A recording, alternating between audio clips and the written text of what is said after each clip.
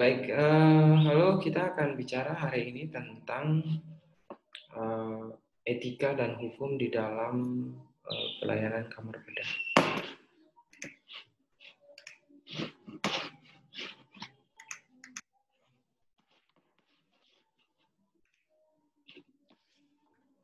Nah, berbicara tentang etika dan hukum di dalam kamar bedah, kita harus mengetahui dulu tentang apa itu etika. Nah, kalau berbicara tentang etika, etika itu etika adalah sesuatu di mana dan bagaimana cabang utama filsafat yang mempelajari tentang nilai dan kualitas yang juga menjadi sebuah studi dasar mengenai standar dan penilaian moral. Nah, etika ini sendiri itu mencakup analisis dan penerapan konsep seperti benar, salah, baik, buruk, dan bertanggung jawab. Nah, jadi secara umum sebenarnya etika itu adalah bagaimana manusia itu mempersepsikan sesuatu tentang baik, buruk, benar, dan salah. Dan kemudian apa tanggung jawabnya, ya. Nah, sedangkan kalau berbicara tentang hukum, ya, hukum itu adalah suatu sistem yang terpenting dalam pelaksanaan atas rangkaian kekuasaan kelembagaan. Ya. Jadi berbicara tentang etika dan hukum sebenarnya ini adalah suatu keterkaitan dalam menyikapi sebuah situasi. Jadi etika ini hanya berbicara tentang baik, buruk, itu baik, itu buruk, itu benar, itu salah. Siapa yang bertanggung jawab di situ? Nah, sedangkan kalau berbicara tentang hukum, maka sudah setingkat lebih tinggi yang mengikat. Karena kalau etika itu tidak mengikat, etika itu tidak mengikat. Namun untuk mengikatnya supaya manusia itu mereka bisa melaksanakan sebuah situasi itu dengan baik, maka adanya hukum. Hukum itu akibatnya adalah sebuah hukuman, mau yang pidana atau perdata, karena sifatnya adalah mengikat.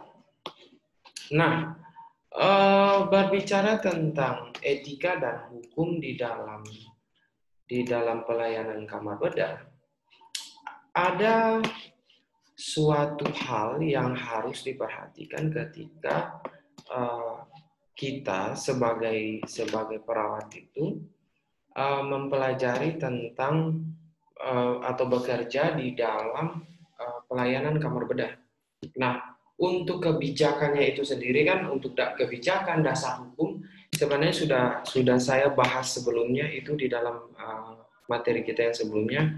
Tentang kebijakan Kemenkes tentang pelayanan kamar bedah. Sudah ada undang-undang yang mengatur dari mulai undang-undang tentang rumah sakit, kemudian undang-undang pelayanan kepada pasien, dan dilanjutkan dengan undang-undang kamar bedah, anestesiologi, dan standar yang diaplikasikan di dalam standar pelayanan kamar bedah.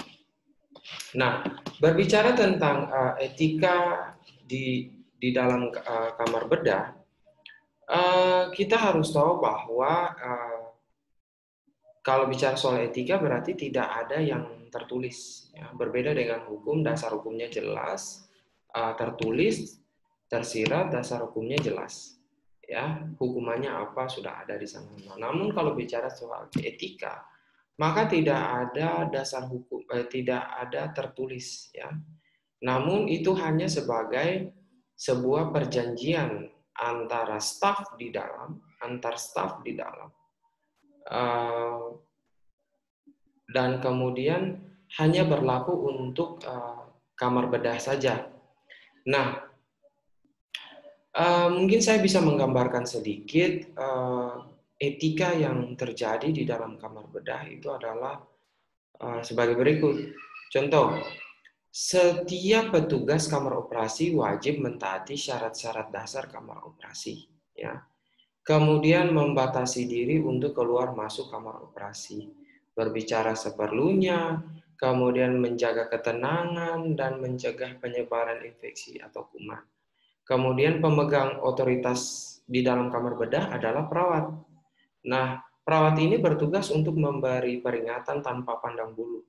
Kemudian mengatur, menjaga sterilitas ruang operasi, kemudian mengatur kegiatan perawat, kemudian mengatur jadwal operasi. Nah, kemudian ada banyak hal, ya, banyak hal di dalam kamar operasi itu yang harus ditaati. Nah, kalau berbicara soal beberapa hal tadi yang saya jelaskan tentang etika kerja di dalam kamar bedah, sebenarnya etika itu kan didasarkan atas ilmu yang kita pelajari. Jadi kalau kita sudah tahu bahwa di dalam kamar operasi itu kita harus mentaati syarat-syarat dasar kamar operasi. Nah, dalam kebijakan Kemenkes yang diaplikasikan di dalam standar, kita sudah tahu bahwa ilmu itu mengatakan bahwa ketika Anda bekerja di kamar operasi, Anda harus mempunyai syarat-syarat sebagai berikut. Minimal D3, karena SPK sekarang sudah tidak boleh. Kemudian satu nurse, kemudian ada juga spesialis dan lain-lain. Kemudian punya pengalaman kerja, punya sertifikat dasar untuk pembedahan, ya itu adalah ilmu yang kita tahu. Terus kemudian kita harus membatasi diri keluar masuk kamar operasi supaya kita bisa menjaga ketenangan, kemudian sterilitas tetap terjaga, ya. Nah, itu adalah etika di dalam kamar bedah yang kita bangun atas dasar ilmu yang sudah kita pelajari. Nah, bagaimana dengan etika selama proses pembedahan? Etika yang terjadi dalam proses pembedahan, seorang ahli bedah atau asisten, ya, ahli bedah atau asisten harus menghormati perawat, instrumen, baru memulai pembedahan, supaya alatnya sudah siap, sudah steril, baru ahli bedah itu dia bisa bekerja. Ya, jangan sampai dia perintah, namun dia tidak perhatikan bahwa alat belum siap, alat belum steril, belum lengkap. Nah, itu kan nanti timbul persoalan di dalam kamar bedah. Nah, kemudian perawat instrumen itu wajib memenuhi permintaan ahli bedah, ya kan? Kemudian ahli bedah tidak dianjurkan untuk mengambil sendiri alat di atas meja instrumen. Karena itu tugasnya adalah perawat instrumen. Ahli bedah harus memberi informasi kepada perawat tentang langkah-langkah proses pembedahan. Kemudian, ahli anestesi wajib memberitahukan tentang setiap perubahan keadaan pasien kepada ahli bedah. Perawat on-load wajib untuk selalu berada di dalam ruang operasi.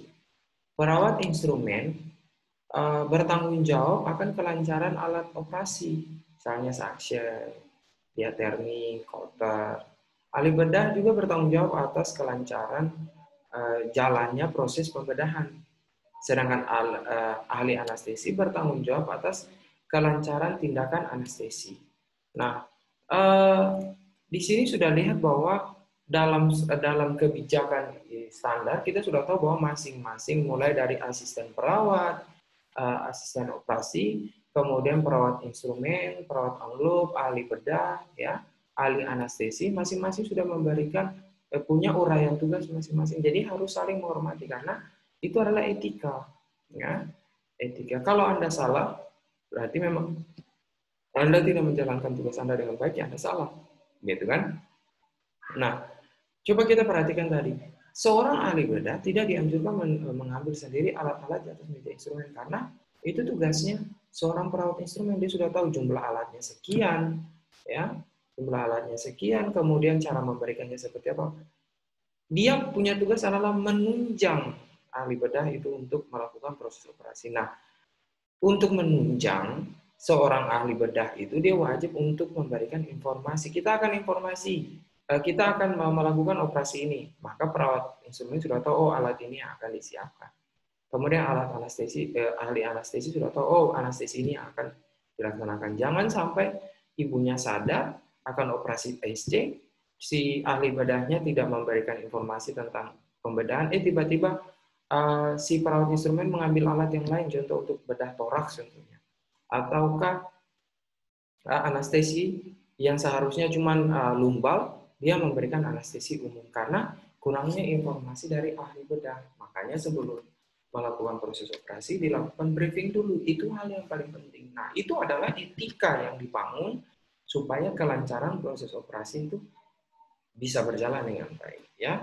Jangan sampai Anda karena mungkin merasa bahwa dirinya pintar, kemudian Anda mengambil tugasnya orang lain. Oh, tidak bisa seperti itu. Ya, Anda tetap harus memenuhi etika yang ada. Nah, itu untuk etika setelah sebelum proses operasi atau proses operasi. Nah, bagaimana dengan etika setelah proses pembedahan atau proses operasi? Perawat instrumen bertanggung jawab atas luka operasi berdasarkan teknik asepsis. Ya, nah perawat kamar operasi bertanggung jawab terhadap proses pemindahan pasien dari ruang teater menuju ke ruang RA atau recovery room, ya. Nah, ahli atau asisten bedah, ahli bedah atau asisten bedah wajib mengisi buku dan status laporan pembedahan. Semua petugas kamar operasi wajib menjaga keselamatan pasien. Kamar operasi harus selalu berada dalam keadaan siap untuk operasi. Nah, setiap rumah sakit mempunyai tata cara masing-masing sesuai dengan kebutuhan. Ya memang, ya karena memang setelah proses operasi ini kan seorang ahli bedah dia bertanggung jawab persiapan, proses, dan setelah operasi. Bagaimana dia harus membriefing semua petugas operasi untuk melaksanakan operasi. Kemudian pasiennya bagaimana, operasi apa yang akan dilakukan, supaya setiap orang yang akan berperan di dalam proses pembedahan itu dia akan menyiapkan peralatan, sudah bersama-sama punya persepsi yang sama, ya. Nah, jadi etika ini dibangun untuk proses kelancaran dan kita tidak bersinggungan supaya kita tetap solid dalam melaksanakan pembedahan, ya. Karena ini kita mengurangi jangan sampai ada intrik-intrik tertentu yang bisa membahayakan keselamatan kita, tim kita, bahkan keselamatan si pasien. Oleh sebab itu etika itu betul-betul harus dibangun karena ini menyangkut hidup dan mati. Nah, untuk persiapan untuk bekerja di dalam kamar bedah, etikanya adalah harus menggunakan pakaian khusus yang bersifat ringan, kemudian tipis, bersih, ya, tidak perlu steril, lengan pendek menutupi tungkai, celana panjang, seragam, kemudian semua harus sama model atau sama warna, ya. Kemudian menutup kepala dengan topi, menutup semua rambut, pakai masker sebaiknya sekali pakai, tutup hidung dan mulut, jenggot dan dagu, harus pakai alas kaki, sendal tertutup, sepatu boot, tidak boleh dipakai keluar kamar operasi, ya. Kemudian sebaiknya dari karet, ya. Sebaiknya dari karet supaya tidak slip atau tidak jatuh. Nah, makanya ini adalah etika yang sudah dibangun oleh perawat-perawat di kamar operasi. Makanya Anda sebagai orang yang akan praktikum di sana, itu betul-betul ditekankan supaya bukan mereka marah, tidak, tapi mereka memberikan gambaran kepada Anda bahwa oh ini loh etika yang harus di dalam ruang operasi, harus rapi, wangi, kemudian tutup kepala jangan sampai rambut kemana-mana, jatuh kemana-mana, jilbab lari kemana-mana, nggak bisa seperti itu, ya. Kemudian nggak boleh pakai sepatu, nggak boleh seenaknya keluar masuk. Karena memang itu etika yang sudah dibangun di sana. Anda tidak boleh protes, karena memang itu hal yang paling baik, ya, paling baik yang diterapkan. Nah, kemudian untuk mempersiapkan ruang pembedahan atau kamar operasi, itu ada etikanya sendiri, ya.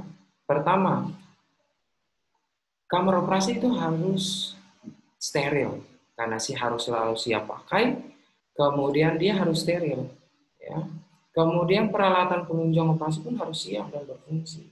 Ada ETT, ada defibrilator dan macam-macam. Meja operasi harus selalu ditutupi dengan pengalas, ya. Kemudian kebutuhan obat-obatan untuk operasi harus selalu ada. Obat-obatan high alert, ya. Kemudian peralatan lain harus tetap disiapkan.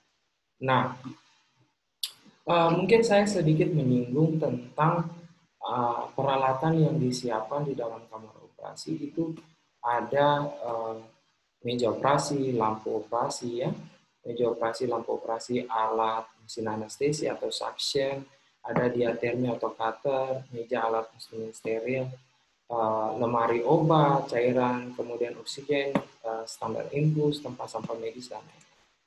Nah, untuk kamar operasinya sendiri itu harus dibersihkan, ya. Ada 3 cara. Ada yang pembersihan mingguan, ada rutin harian, ada yang pembersihan setiap kali setelah operasi. Nah, semua peralatan itu harus dikeluarkan dulu, kemudian cuci dengan larutan disinfektan, dikeringkan, kemudian disterilkan dengan peralatan ultraviolet. Nah, untuk persiapan klien untuk masuk ruang bedah, etikanya adalah, etik ini sudah bersinggungan dengan hukum ini. Jadi harus cek kembali identitas klien, apa jenis tindakannya, apa diagnosa medisnya, apakah sudah menandatangani inform consent atau belum, ya.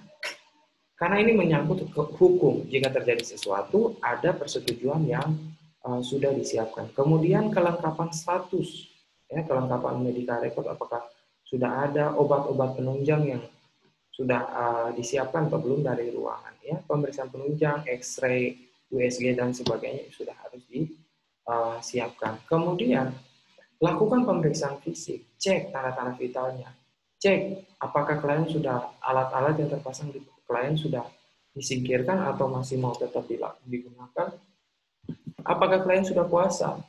Jika ada kelainan, segera lapor pada ahli bedahnya. Kemudian kita harus mengganti pakaian klien dengan pakaian khusus di kamar bedah. Kemudian sebelum memulai operasi, tanyakan kepada klien mau BAK atau BAB, ya. Tapi sebelum masuk kamar operasi, jangan sudah di atas meja operasi baru Anda mau BAK dan BAB, nanti sterilisasi kamar bedah itu rusak, ya. Sudah terkontaminasi. Kemudian periksa area yang akan dilakukan, ya, area yang akan dilakukan operasi, apakah sudah di shaping atau belum, itu yang harus Anda perhatikan. Klien itu harus diantar masuk di meja operasi, ya. Kemudian kita yang harus pindahkan klien ke atas meja operasi, lakukan fiksasi pada tangan dan kaki, kemudian pasang tutup kepala, pasang infus bila belum terpasang. Nah, dilakukanlah tindakan pembiasan mau lokal, mau regional, mau general, itu tergantung dari briefing oleh ahli bedah. Kemudian atur posisi klien sesuai dengan tindakan operasi. Jangan sampai operasinya mau di samping kanan, tetapi posisi kliennya itu adalah dalam posisi supinasi contohnya. Kemudian lakukan tindakan disinfeksi, ya, disinfeksi.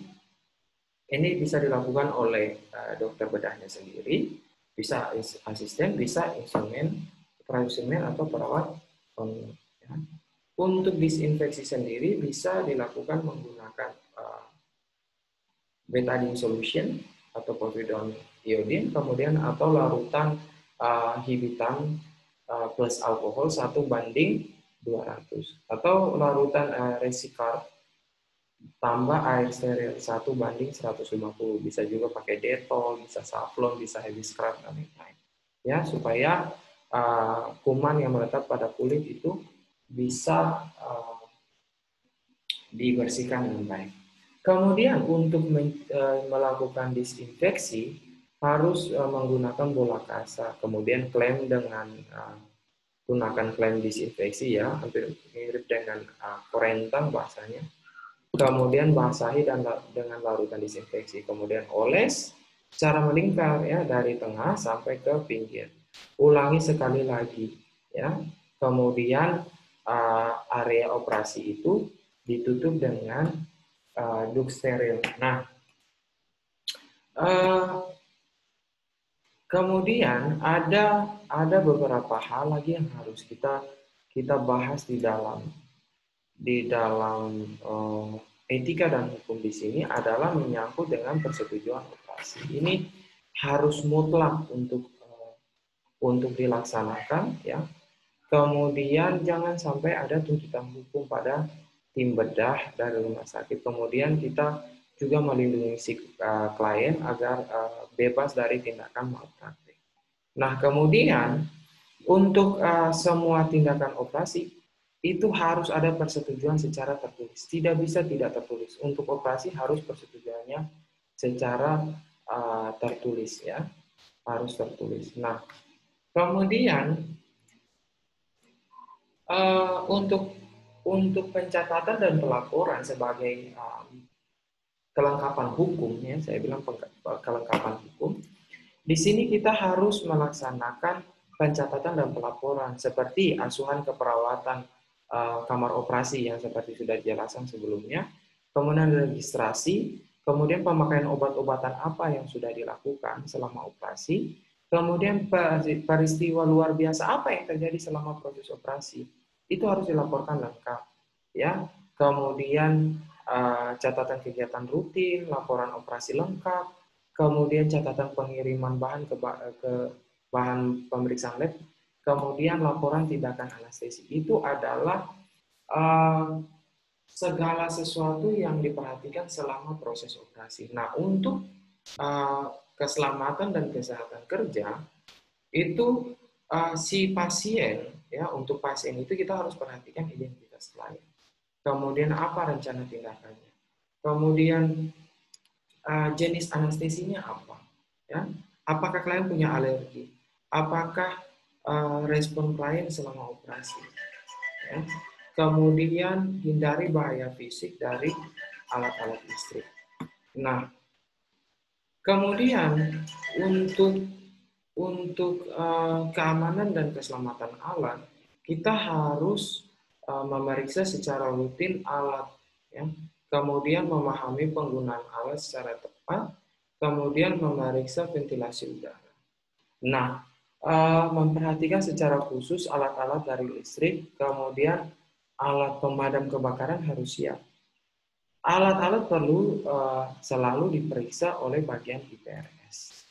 Nah, untuk proses penjaminan mutunya, karena ini terkait dengan standar, jadi untuk program jaminan mutunya ini kita harus melaksanakan evaluasi atau pelayanan dan audit secara terus-menerus. Kemudian lakukan surveillance infeksi nosokomia secara periodik dan berkesinambungan. Itu adalah hal-hal yang perlu diperhatikan di dalam proses pelayanan di dalam kamar bedah yang berkaitan dengan etika dan hukum dari kamar bedah. Nah, saya menyarankan Anda untuk memperhatikan kembali, kita memperhatikan kembali tentang materi yang saya bahas sebelumnya tentang kebijakan Kemenkes dalam pelayanan kamar bedah. Itu yang harus Anda perhatikan untuk mengetahui bagaimana sih pelayanan di dalam kamar bedah itu seharusnya, ya, karena ini berkaitan dengan landasan hukum ya tentang